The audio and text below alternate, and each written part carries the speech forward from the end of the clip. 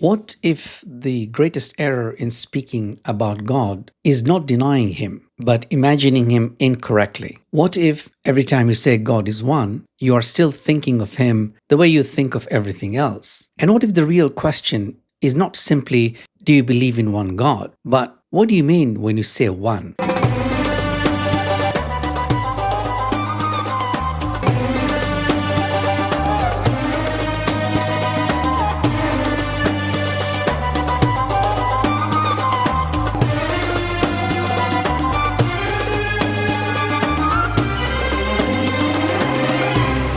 Assalamu alaikum, and welcome back to Reflection, where we explore the wisdom of the Qur'an through the lens of Tafsir al-Mizan. In this episode, we turn to the foundation of everything, the root of all belief, the axis around which the Qur'an calls a human being to think, to live, and to understand. We turn to Tawhid not as a slogan, not as a theological label, but as ultimate reality. Because as Allama Muhammad Hussain Tabatabai explains, the Qur'an does not present Tawhid as a simple statement to be repeated. It presents it as a truth that disciplines the mind, humbles the imagination, anchors the soul, and reorders how existence itself is understood. This is why Tawhid is never shallow. It is never something you move past. It is a lens through which everything is seen. And if that lens is distorted, then everything built on top of it is distorted too. So in this episode of Reflection, we will explore why Tawhid is not one in the numerical sense, why the human mind misimagines divine unity, what the Qur'an means by Aḥad and al-Ṣamad, and how Tawhid transforms not only belief, but your entire way of seeing.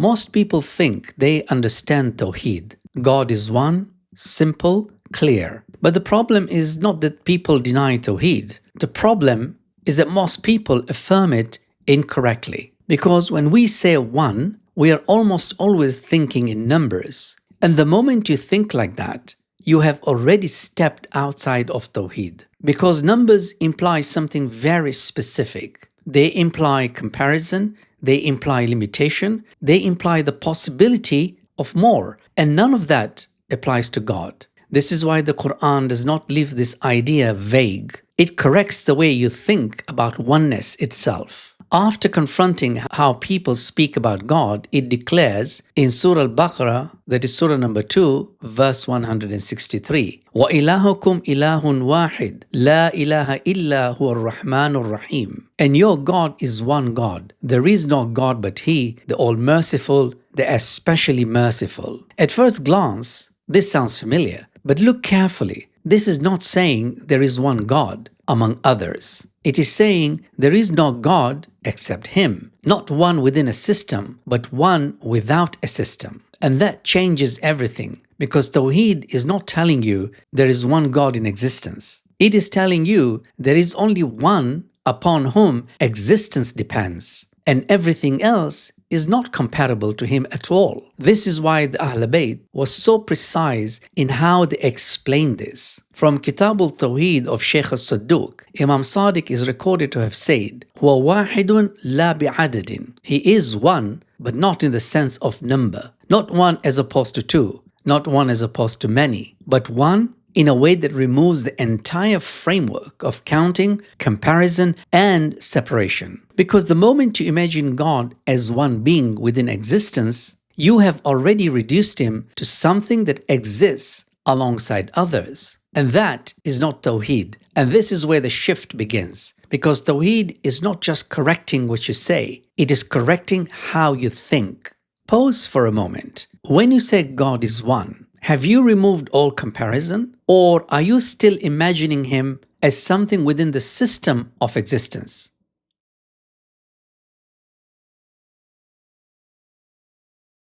If Tawhid were simple, the Qur'an would not return to it again and again, but it does. Because the challenge is not only to believe in God, but to understand how to think about Him. And this is where the problem begins. Because the human mind does not think in absolutes. Everything you know through limits. So when you try to understand God, you do not leave that system behind. You bring it with you. You imagine him as a being, as a presence, as something greater, but still within existence. And that feels natural. But it is also the beginning of distortion. Because the Quran does not simply ask you to believe. It asks you to recognize the limits of your own thinking. After drawing attention to knowledge and ignorance, it says in Surah Al-Zumr, that's Surah number 39, verse number 9, قُلْ هَلْ يَسْتَوِي الَّذِينَ يَعْلَمُونَ وَالَّذِينَ لَا يَعْلَمُونَ. Say, are those who know and those who do not know alike? This is not just about knowledge. It's about the quality of understanding. Because there is a difference between knowing that God exists and knowing how not to misunderstand him. And this is where many people fall into error. Not because they reject God, but because they reduce him. They reduce him to an image, to a concept, to something the mind can fully contain. But Imam Baqir confronts this directly from the book of Kafi. He says, كل ما ميزتموه بأهوامكم في أدق معانه مخلوق مثلكم مردود إليكم. Whatever you distinguish in your imagination in its most subtle meanings is created like you and returns back to you. Let that settle. Anything you can fully imagine is not God. Anything you can define is not God. Anything you can contain within your mind is not God. Because your imagination is part of creation, and God is not within creation. This is why Allama Tabatabai explains that the human mind left to itself will inevitably fall into subtle anthropomorphism, hidden limitation, or conceptual distortion, not because it intends to, but because it cannot escape its own boundaries. And this is the real danger, because you may think you're affirming Tawhid, while unknowingly constructing an image of God that belongs to your own world. And that is not Tawhid, which means you may be affirming God while misunderstanding him entirely, which means Tawhid requires something deeper than thought. It requires discipline. It requires restraint. It requires the ability to recognize the limits of your own understanding and not cross them. Consider this. If everything you imagine about God comes from the limits of your own mind, then what does it mean to truly know him?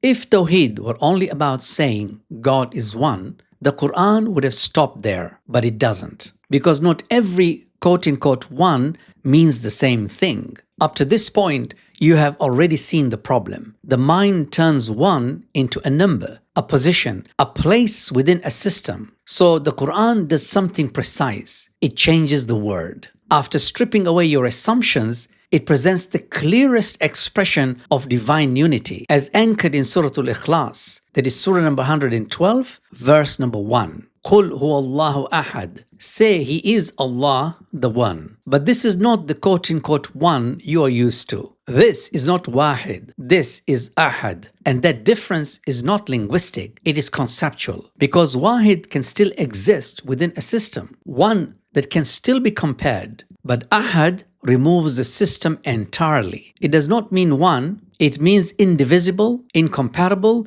beyond count, beyond likeness. A unity that cannot be split, imagined in parts, placed alongside anything else. This is why the surah does not stop there. It seals the meaning and continues in verse number 4, وَلَمْ يَكُنْ لَهُ كُفُوًا أَحَدٌ. And there is none comparable to him. Because the moment something is comparable, Tawhid has already been compromised, even if you still say God is one. This is why the Ahl Bayt was so precise with this word. Imam Sadiq is recorded to have said, هو أحد لا بتأويل عدد. He is Ahad, not in the sense of numerical interpretation. Meaning you cannot count him, you cannot divide him, you cannot even place him within the framework of number, because number itself belongs to created reality, and God is not within created reality. This is where Tawhid deepens, because now the question is no longer, is God one? The question becomes, have you removed every form of comparison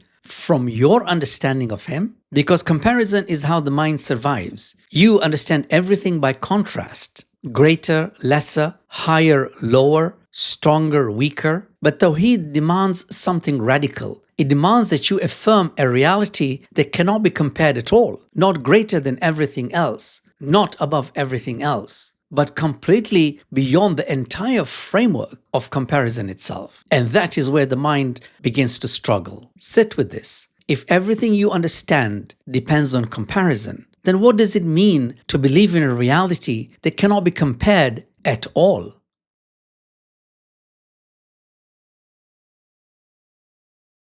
Once the Qur'an establishes that God is Aḥad, it does not stop there, because knowing that God is beyond comparison is not enough. You now have to understand your relationship to Him. So the surah continues in verse number 2. It says, al-Ṣamad. Allah is al-Ṣamad. This is not just a description, it is a redefinition of reality. Because al-Ṣamad means the one upon whom all depend, the one who depends on nothing. Everything you see exists because of Him at every moment. This is not dependence in time. This is dependence in existence, which means nothing sustains itself. Nothing holds itself together. Nothing continues on its own. Everything is being upheld right now. And this is where Tawhid stops being abstract. Because if everything depends, then nothing you rely on is actually independent. Not your strength, not your wealth, not your health, not your certainty. All of it is contingent.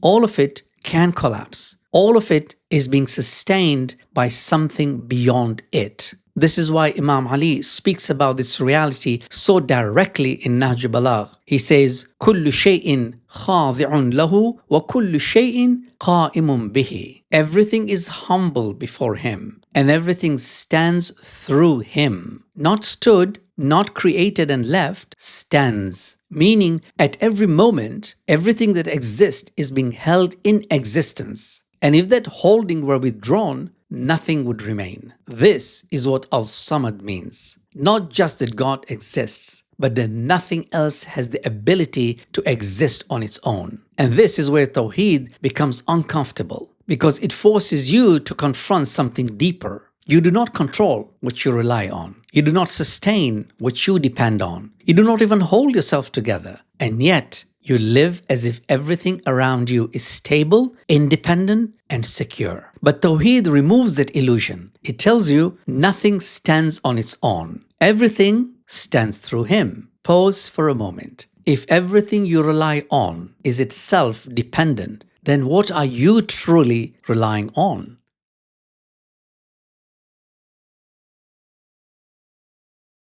Up to this point, Tawhid has removed comparison, it has removed independence. But now it confronts something even more subtle, because it is not enough to say God is one. You also have to understand what that oneness means. The Qur'an speaks about God through His attributes: knowledge, power, life, mercy. And it tells you that all perfection belongs to Him. After directing you to His names, it declares in Surah Taha, that is Surah number 20, verse number 8. Allahu la ilaha illa huwa, lahul asma'ul husna. Allah, there is no God but He. To Him belong the most beautiful names. At first, this feels familiar, because you also have attributes. You have knowledge, you have strength, you have life. But here is the difference. For you, your attributes are not you. You have knowledge, but you can lose it. You have life, but it ends. Which means your attributes are added to you. They are separate from you, and they can be taken away. But with God, this is not the case. His attributes are not additions.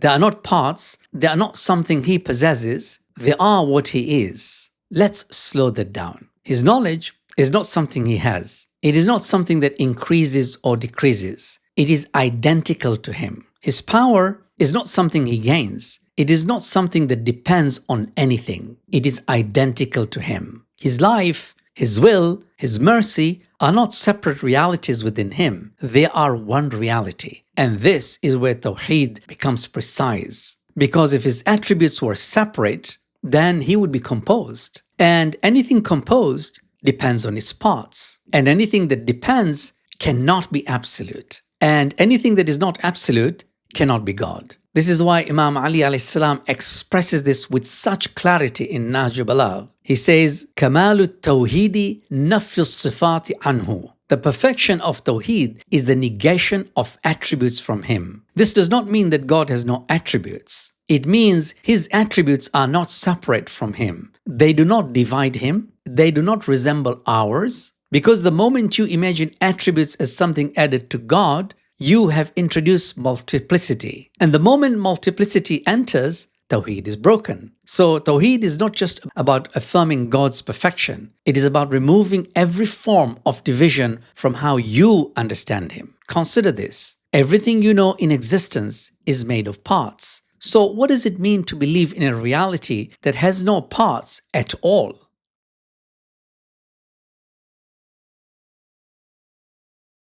Once Tawhid is understood, the Qur'an becomes uncompromising because any form of multiplicity, no matter how subtle, breaks that unity. And this is where the Qur'an shifts from explanation to confrontation. Because the violation of Tawhid is not limited to idols. It is not limited to physical representations. It is anything that introduces division in essence, in attributes, or even in the way you conceive of God. Which means Tawhid is not only broken by what you worship, it is broken by how you think. After establishing absolute unity, the Qur'an addresses those who introduce plurality into the divine, as anchored in Surah al-Ma'idah, that is Surah number 5, verse 73. لَقَدْ كَفَرَ الَّذِينَ قَالُوا إِنَّ اللَّهَ ثَالِثٌ ثَلَاثَةٍ وَمَا مِنْ إِلَٰهٍ إِلَّا إِلَٰهٌ وَاحِدٌ. They have certainly disbelieved who say Allah is the third of three, while there is no God but one God. This is not only rejecting a doctrine, it is rejecting a structure. Because even when plurality is framed as unity, if it introduces distinction, it introduces division. And if it introduces division, it contradicts Tawhid. This is why the Qur'an does not allow partners or equals, not in action, not in essence, not even in thought. Because the moment something stands alongside Him, or within Him, or as part of Him, you are no longer speaking about God. You are speaking about something else. And this is what Imam al-Radha is recorded to have said in Kitab al-Tawhid. Man qala bil-thalathati faqad kafara. Whoever affirms three has disbelieved. Because Tawhid does not allow for shared essence or divided reality. It demands absolute unity. But here is where it becomes even more precise. Even language itself cannot fully capture this. Because the Quran speaks to you in terms you understand. Lord, King, Merciful, but these are not equivalents. They are approximations. They guide you without containing the reality, which means no matter how much you describe God, you have not described Him fully. No matter how much you speak about Him, you have not captured Him. Because Tawhid is not something you exhaust with language. It is something you recognize and submit to. Pause for a moment. If even language cannot fully describe Him, then what does it mean to truly know God? If everything you have just heard is true, then Tawhid is not what most people think it is. It's not a simple belief you carry. It's a reality that reshapes how you understand everything. As we bring this together, not as separate ideas, but as a single realization, these are the reflections to carry forward. First, Tawhid is not numerical. God is not one as opposed to many. He is Aḥad, a unity beyond comparison, division, or limitation. Second, the human mind has limits. Without guidance, you project your world onto God. True Tawhid begins when you recognize the limits of your own thinking. Third, God alone is absolutely independent. As al-Ṣamad, everything depends on Him, while He depends on nothing. And fourth, Tawhid demands absolute unity. No division in essence, no separation in attributes, and no multiplicity in any form. Finally, Tawhid is not just a statement you affirm. It's a reality that humbles your intellect, reorients your perception, and anchors your existence. Because when Tawhid is understood, nothing stands on its own. Everything stands through Him. But here is the deeper question. If Tawhid is this precise, this absolute, this beyond imagination, then who explains it correctly? Because the Quran gives you the truth, but who teaches you how to understand it without distortion? So in the next episode, we turn to one of the most powerful voices on Tawhid, Imam Ali alayhi salam. Not to introduce something new, but to uncover how Tawhid was explained by the one who spoke about God with unmatched clarity. Because if Tawhid is the foundation,